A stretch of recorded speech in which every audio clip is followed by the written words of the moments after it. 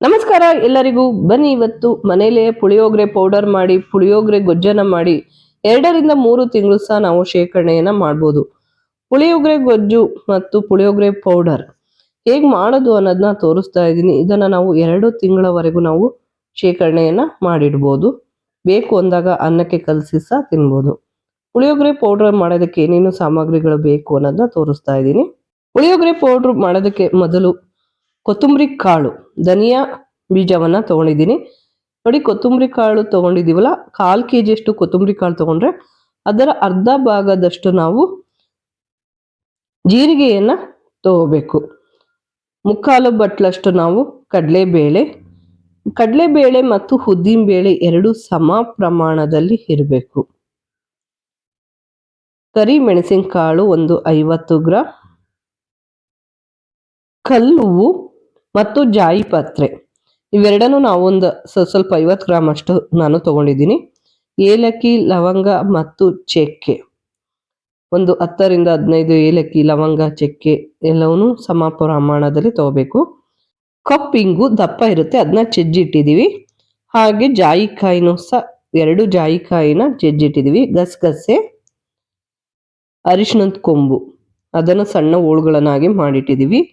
2 spoon ಅಷ್ಟು ಮೆಂತೆ ಕಾಳು, 2 ಸ್ಪೂನ್ ಸಾಸಿವೆ, ಬ್ಯಾಡಗಿ ಒಣಮೆಣಸಿನ್ಕಾಯಿ. ಖಾರಕ್ಕೆ ಎಷ್ಟು ಬೇಕೋ ಅಷ್ಟು ನೋಡಿ, ನಾವು ಸ್ವಲ್ಪ ಜಾಸ್ತಿನೇ ತಗೊಂಡಿದ್ದೀವಿ. ಬನ್ನಿ ಇವಾಗ ನಾವು ಮಾಡೋಣ. ಫಸ್ಟ್ ನಾವು ಎಲ್ಲವನ್ನೂ ಸಹ ಚೆನ್ನಾಗಿ ಹುರ್ಕೋಬೇಕು. ಹಸಿ ವಾಸನೆ ಹೋಗೋವರೆಗೂ ಹುರ್ಕೋಬೇಕು. ಚೆನ್ನಾಗಿ ಹುರಿದು ಮಾಡಿದ್ರೇನೆ ಪುಳಿಯೋಗರೆ ಪೌಡ್ರು ಚೆನ್ನಾಗಾಗೋದು. ಹಾಗೆ ಘಮ ಘಮ ಅಂತ ಸ್ಮೆಲ್ ಬರೋದು. ತಿಂತಾ ಇದ್ರೆ ತಿಂತಾನೆ ಇರಬೇಕು ಅನ್ಸುತ್ತೆ. ಆದರೆ ನಾವು ಹಸಿ ಹುರಿದ್ರೆ ಏನಾಗುತ್ತೆ, ಬೇಗನೆ ಹಾಳಾಗುತ್ತೆ ಗೊಜ್ಜು ಸಹ. ಹಾಗಾಗಿ ನಾವು ಎಲ್ಲವನ್ನೂ ಸಹ ಚೆನ್ನಾಗಿ ಹುರ್ಕೋಬೇಕು. ಹಸಿ ಎಲ್ಲ ಹೋಗ್ಬೇಕು. ಆ ರೀತಿಯಲ್ಲಿ ನಾವು ಎಲ್ಲವನ್ನೂ ಸಹ ಹುರ್ಕೊಳ್ಳೋಣ. ಹಾಗೆ ನೋಡಿ, ಕೊತ್ತಂಬರಿಯನ್ನು ಹುರ್ಕೊಂಡ್ಮೇಲೆ ಇದಕ್ಕೆ ಜೀರಿಗೆ ಒಂದೊಂದಾಗಿ ಹುರ್ಕೊಳ್ಳೋಣ. ಜೀರಿಗೆಯನ್ನು ಸಹ ಚೆನ್ನಾಗಿ ನಾವು ಹುರಿಬೇಕು. ನೋಡಿ, ಎಲ್ಲವನ್ನೂ ನಾವು ಸರಿಯಾಗಿ ಹುರಿದು ಮಾಡಿದ್ರೆ ಮಾತ್ರ ಪೌಡರು ಸಹ ಚೆನ್ನಾಗಿ ಬರೋದು, ಪುಳಿಯೋಗರೆ ಅನ್ನಿಸ್ಕೊಳ್ಳೋದು. ಸುಮ್ಮನೆ ನಾವು ಹುರಿತೀವಿ ಮಾಡ್ತೀವಿ ಅಂದರೆ ಆಗೋದಿಲ್ಲ. ನೆಕ್ಸ್ಟು ನಾವು ಒಂದು 2 ರಿಂದ 3 ಸ್ಪೂನ್ ಅಷ್ಟು ಸಾಸಿವೆ, ಮೆಂತೆ ಕಾಳು ಹಾಕಿ ಹುರಿಬೇಕು. ನೋಡಿ, ಎಲ್ಲವನ್ನೂ ಸಹ ಸರಿಯಾಗಿ ಹುರ್ಕೋಬೇಕು. ಇದನ್ನು ಸಹ ಹುರಿದಾಗಿದೆ. ಆಮೇಲೆ ಇದಕ್ಕೆ ನಾವು ಅರಿಶಿಣದ ಕೊಂಬು ನಾವು ಸಣ್ಣ ಹೋಳುಗಳನ್ನಾಗಿ ಮಾಡಿ ಹಾಕೊಂಡಿದ್ವಿ. ನೀವು ಬೇಕಾದರೆ ಅರಿಶಿಣದ ಪೌಡರನ್ನು ಸಹ ಹಾಕೋಬಹುದು. ಟೇಸ್ಟ್ ಚೆನ್ನಾಗಿರುತ್ತೆ ಅಂತ ಅರಿಶಿಣ ಕೊಂಬನ್ನು ಸಹ ನಾನು ಹುರಿದು ಹಾಕೊಳ್ತಾ ಇದ್ದೀನಿ. ಆಮೇಲೆ ಕಡಲೆಬೇಳೆ ನೋಡಿ, ಪೂರ್ತಿ ಕಪ್ಪಾಗೋವರೆಗೂ ಹುರ್ಕೋಬಾರ್ದು. ಸ್ವಲ್ಪ ಕಂದು ಬಣ್ಣ ಬರೋವರೆಗೂ ಇದನ್ನು ಹುರ್ಕೋಬೇಕು. ಹಾಗೆ ಹಸಿ ಎಲ್ಲ ಹೋಗಬೇಕು. ಆ ರೀತಿಯಲ್ಲಿ ನಾವು ಹುರಿಬೇಕು. ಕಡಲೆಬೇಳೆ ಮುಗಿದ ಮೇಲೆ ನೆಕ್ಸ್ಟು ಉದ್ದಿನ ಬೇಳೆನೂ ಸಹ ಅದೇ ರೀತಿಯಲ್ಲಿ ಹುರ್ಕೊಳ್ಳೋಣ. ನೋಡಿ, ಕಡಲೆಬೇಳೆ ಉದ್ದಿನ ಬೇಳೆ ಮಾತ್ರ ಒಂದು ಸಮ ಪ್ರಮಾಣದಲ್ಲಿರಬೇಕು. ಕೊತ್ತಂಬರಿ ಕಾಳು ಜಾಸ್ತಿ ಇದ್ರೆ ಇನ್ನೂ ಟೇಸ್ಟ್ ಚೆನ್ನಾಗಿ. ಅದರಲ್ಲಿ ಅರ್ಧ ಭಾಗದಷ್ಟು ನಾವು ಜೀರಿಗೆಯನ್ನು ತಗೋಬೇಕು. ನೋಡಿ, ಉದ್ದಿನ ಬೇಳೆನೂ ಸಹ ನಾವು ಇವಾಗ ಹುರಿದಾಗಿದೆ. ಹುರಿದ ಮೇಲೆ ಮೆಣಸಿನ ಕಾಳು, ಕರಿಮೆಣಸಿನಕಾಳು, ಜಾಯಿಕಾಯಿ ಮತ್ತು ಇಂಗು ಬೇಕು ಅಂದರೆ ನೀವು ಪೌಡರ್ ಏನಾದರೂ ಹಾಕ್ಬೋದು. ತುಂಬ ಚೆನ್ನಾಗಿರುತ್ತೆ ಅನ್ನೋದಕ್ಕೋಸ್ಕರ ಕಪ್ಪು ದಪ್ಪ ಇಂಗನ್ನು ಹಾಕಿದ್ದೀನಿ. ಏಲಕ್ಕಿ, ಲವಂಗ ಮತ್ತು ಚಕ್ಕೆ ಎಲ್ಲವನ್ನೂ ಸಹ ನಾನು ಒಂದೇ ಸಲ ಹಾಕಿ ಇದನ್ನು ಹುರಿತಾ ಇದ್ದೀನಿ. ಬೇಕು ಅಂದರೆ ಬೇರೆ ಸಹ ಹುರಿಬೋದು. ನೋಡಿ, ಇದನ್ನು ಸಹ ನಾವು ಹುರಿದು ಎಲ್ಲವನ್ನು ಮಿಕ್ಸ್ ಮಾಡ್ಕೊಳ್ತಾ ಇದ್ದೀನಿ. ನಾವು ಹುರಿದ ತಕ್ಷಣ ಯಾವಾಗಲೂ ಪೌಡ್ರ್ ಮಾಡೋದು ಬೇಡ, ಸ್ವಲ್ಪ ತಣ್ಣಗಾಗೋವರೆಗೂ ಬಿಡೋಣ. ಹಾಗೆ ಇದಕ್ಕೆ ಕಲ್ಲು ಮತ್ತು ಜಾಪತ್ರೆಯನ್ನು ಹಾಕಿ ಇದಕ್ಕೆ ನಾವು ಗಸಗಸೆಯನ್ನು ಹಾಕಿ ಹುರಿದು ಹಾಕಬೇಕು. ಗಸಗಸೆ ಜಾಸ್ತಿ ಹುರಿಬೇಡಿ, ಕಪ್ಪಾಗ್ಬಿಡುತ್ತೆ. ಹಾಗಾಗಿ ಟೇಸ್ಟು ಹೋಗ್ಬಿಡುತ್ತೆ. ಸ್ವಲ್ಪ ಹುರಿದು ಹಾಗೆ ತೆಗೆದುಬಿಡಿ ಬೆಚ್ಚಗಾದ ತಕ್ಷಣ. ನೋಡಿ, ಎಲ್ಲವನ್ನೂ ನಾವು ಹುರಿದು ಮಾಡೋದ್ರಿಂದ ತುಂಬ ಟೇಸ್ಟ್ ಸಿಗುತ್ತೆ, ಅಷ್ಟೇ ರುಚಿಯಾಗಿರುತ್ತೆ. ನೆಕ್ಸ್ಟು ನಾವು ಬ್ಯಾಡಗಿ ಮೆಣಸಿನ್ಕಾಯಿ ಇಷ್ಟನ್ನು ಹಾಕಿ ನಾವು ಹುರ್ಕೊಳ್ಳೋಣ. ಸ್ವಲ್ಪ ಬೆಚ್ಚಗೆ ಮಾಡ್ಕೊಳ್ಳೋಣ. ಕಪ್ಪಾಗೋ ತನಕ ಹುರಿಯೋದು ಬೇಡ. ಪೂರ್ತಿಯಾಗಿ ಇದನ್ನು ನಾವು ಹುರಿದ್ಮೇಲೆ ಎಲ್ಲವನ್ನು ಮಿಕ್ಸ್ ಮಾಡಿ ಇಡೋಣ. ನೋಡಿ ಇದೆಲ್ಲ ಹಾಕಿ ನಾವು ತಣ್ಣಗಾದ ಮೇಲೆ ಇದನ್ನು ಪೌಡ್ರನ್ನು ಮಾಡಿ ಇಡಬೇಕು. ನೋಡಿ ಎಲ್ಲವನ್ನೂ ಸಹ ನಾವು ಹುರ್ಕೊಂಡಾಗಿದೆ. ತಣ್ಣಗಾದ್ಮೇಲೆ ಇದನ್ನು ಪೌಡ್ರನ್ನು ಮಾಡ್ಕೊಳ್ಳೋಣ. ಬನ್ನಿ ಇವಾಗ ಪುಳಿಯೋಗರೆಗೆ ನಾವು ಹುಣಸೆ ಹಣ್ಣನ್ನು ಮೊದಲೇ ನೆನೆಸಿ ಇಟ್ಟಿದ್ವಿ. ನಾವು ಹುಣಸೆ ಹಣ್ಣನ್ನು ನೆನೆಸಿರೋದನ್ನ ನಾವು ಚೆನ್ನಾಗಿ ರಸವನ್ನು ತೆಗಿಬೇಕು. ನೀರು ಹಾಕಬಾರ್ದು, ಜಾಸ್ತಿ ಗಟ್ಟಿನೇ ಇರಬೇಕು. ನೀರು ಹಾಕಿದ್ರೆ ತುಂಬ ತೆಳ್ಳಗಾಗ್ಬಿಡುತ್ತೆ. ಹಾಗಾಗಿ ಗಟ್ಟಿ ರಸವನ್ನೇ ನಾವು ತೆಗೆಯೋಣ. ನೋಡಿ ಚೆನ್ನಾಗಿ ರಸವನ್ನು ತೆಗೆದು ಇದನ್ನು ನಾವು ಸೋಸ್ಕೋಬೇಕು. ಫಸ್ಟು ನಾವು ಹುಣಸೆ ಹಣ್ಣನ್ನು ತೆಗೆದು ನಾವು ಇದನ್ನು ಸೋಸ್ಕೊಳ್ಳೋಣ. ನಾರಾಗಲಿ ಅದರ ಚಲ್ಟ ಆಗಲಿ ಯಾವುದೂ ಇರಬಾರ್ದು. ಹಾಗೆ ಜಾಸ್ತಿ ತೆಳ್ಳಗೂ ಇರಬಾರ್ದು, ಗಟ್ಟಿನೇ ಇರಬೇಕು. ಆ ರೀತಿಯಲ್ಲಿ ನಾವು ಸೋಸ್ಕೋಬೇಕು. ನೋಡಿ ನಾವು ಜಾಲರಿಗೆ ಹಾಕಿ ಇದನ್ನು ಸೋಸ್ಕೊಳ್ಳೋಣ. ಜಾಸ್ತಿ ನೀರು ಸಹ ಹಾಕಬಾರ್ದು. ಇದನ್ನು ಕುದಿಯೋದಕ್ಕೆ ಇಡಬೇಕು. ಹೇಗೆ ಅಂದರೆ ಚೆನ್ನಾಗಿ ಕುದಿಬೇಕು. ಕುದ್ದಷ್ಟು ಪುಳಿಯೋಗರೆ ಸಹ ಟೇಸ್ಟು ಸಿಗುತ್ತೆ, ಬೇಗನೂ ಹಾಳಾಗೋದಿಲ್ಲ. ನೋಡಿ ನಾನು ಕುದಿಯೋದಕ್ಕೆ ಇವಾಗ ಇಟ್ಟಿದ್ದೀನಿ. ಇದಕ್ಕೆ ನಾವು 1 ಹಿಡಿಯಷ್ಟು ಉಪ್ಪನ್ನು ಹಾಕ್ತಾ ಇದ್ದೀವಿ. ನಾವು ಸ್ವಲ್ಪ ಮಾತ್ರ 1 ಹಿಡಿಯಷ್ಟು ಉಪ್ಪನ್ನು ಹಾಕ್ತಾ ಇರೋದು. ಬೇಕು ಅಂದರೆ ನೀವು ಪುಳಿಯೋಗರೆ ಕಲಿಸ್ಕೊಳ್ಳುವಾಗ ಇನ್ನೂ ಸ್ವಲ್ಪ ಉಪ್ಪನ್ನು ಹಾಕಬೇಕು.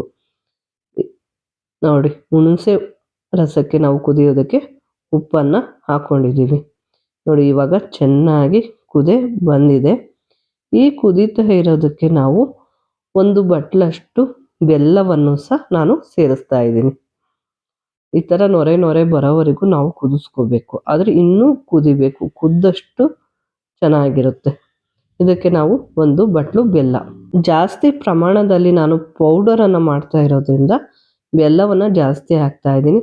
ಸ್ವಲ್ಪನೇ ಮಾಡ್ಕೊಳೋರು, ಸ್ಪೂನ್ ಲೆಕ್ಕದಲ್ಲಿ ಮಾಡ್ಕೊಳೋರು ಸ್ವಲ್ಪ ಬೇಕು ಅಂದರೆ 1 ನಿಂಬೆಹಣ್ಣಿನ ಗಾತ್ರದಷ್ಟು ಬೆಲ್ಲವನ್ನು ಹಾಕ್ಕೊಂಡ್ರೆ ಸಾಕು. ನೋಡಿ ಇವಾಗ ಬೆಲ್ಲವನ್ನು ಸಹ ನಾನು ಹಾಕಿದ್ದೀನಿ. ಬೆಲ್ಲ ಹಾಕಿ ಚೆನ್ನಾಗಿ ಕುದಿ ಬರೋವರೆಗೂ ಇದನ್ನು ಕುದಿಸ್ಕೋಬೇಕು. ನೋಡಿ ಇವಾಗ ಚೆನ್ನಾಗಿ ಕುದ್ದಿದೆ. ಹಾಗೆ ಹುಣಸೆ ಹಣ್ಣಿನ ರಸವೂ ಸಹ ಇವಾಗ ರೆಡಿಯಾಗಿದೆ. ಹೇಗೆ ಅಂದರೆ ಪೂರ್ತಿ ನೊರೆ ನೊರೆ ಬರೋವರೆಗೂ ಇದನ್ನು ಕುದಿಸ್ಕೋಬೇಕು. ಬೆಲ್ಲ ಎಲ್ಲ ಕರಗಿ ಕುದಿ ಬರೋವರೆಗೂ ಇದನ್ನು ಕುದಿಸಿ ಇಟ್ಕೋಬೇಕು. ನೋಡಿ ಇವಾಗ ಒಂದು ಬಾಣಲಿಯನ್ನು ಇಟ್ಟು ಬಾಣಲಿ ಕಾದ ಮೇಲೆ 1/4 ಲೀಟ್ರಷ್ಟು ಎಣ್ಣೆ ಕಾದ ಮೇಲೆ ಇದಕ್ಕೆ ಒಂದು 50 ಗ್ರಾಮ್ ಸಾಸಿವೆ, 50 ಗ್ರಾಮಷ್ಟು ಜೀರಿಗೆಯನ್ನು ಹಾಕಿದ್ದೀವಿ. ನೆಕ್ಸ್ಟು ನಾವು ಇದಕ್ಕೆ ಒಂದು ಅರ್ಧ ಬಟ್ಲಷ್ಟು ಕಡಲೆಬೇಳೆ, ಉದ್ದಿನಬೇಳೆ ಎಲ್ಲ ಜಾಸ್ತಿ ಇದ್ರೇ ಚೆನ್ನಾಗಿರುತ್ತೆ. ಹಾಗಾಗಿ ನಾನು ಜಾಸ್ತಿನೇ ಹಾಕ್ತಾಯಿದ್ದೀನಿ. ಯಾಕೆಂದರೆ ಜಾಸ್ತಿ ಪ್ರಮಾಣದಲ್ಲಿ ಮಾಡೋದ್ರಿಂದ ಜಾಸ್ತಿನೇ ಹಾಕ್ತಾಯಿದ್ದೀನಿ. ಉದ್ದಿನಬೇಳೆ ಒಂದು ಅರ್ಧ ಬಟ್ಲು. ಇಷ್ಟನ್ನು ಹಾಕಿ ಕಂದು ಬಣ್ಣ ಬರೋವರೆಗೂ ಇದನ್ನು ಚೆನ್ನಾಗಿ ಹುರ್ಕೋಬೇಕು. ನೋಡಿ ಇದು 2 ರಿಂದ 3 ತಿಂಗಳು ಶೇಖರಣೆಯನ್ನು ಮಾಡುವಂಥದ್ದು.